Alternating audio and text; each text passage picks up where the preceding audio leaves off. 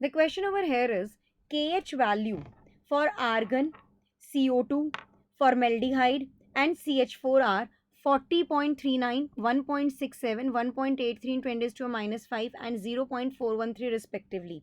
Arrange these gases in order of their increasing solubility. Increasing का मतलब छोटे से बड़े की तरफ हमें जाना है. हेनरीज लॉ क्या एक्सप्लेन करता है?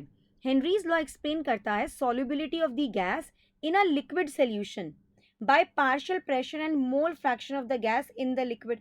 So Henry's law states that partial pressure applied by any gas.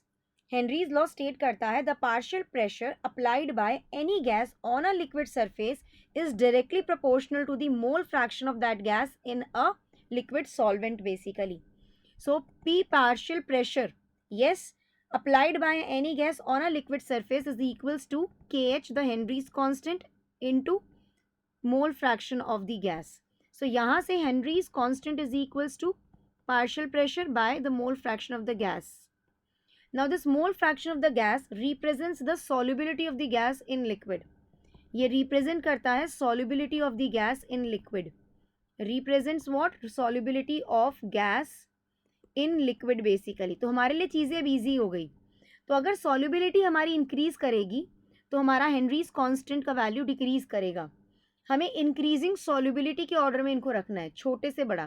तो सबसे कम सॉल्युबिलिटी किसकी होगी? जिसका KH वैल्यू सबसे ज़्यादा हाई होगा. So it will be for argon, then it will be for carbon dioxide, then it will be for, tell me, just let me know. हाँ जी बताइए बताइए. सबसे ज़्यादा हाई किसके लिए होने वाला है वो मैं आपको यहाँ पर बताना चाहूँगी. हाँ जी, तो यहाँ पर आप एक चीज़ देखिए, बहुत आराम से देखना कि what I literally want to talk about.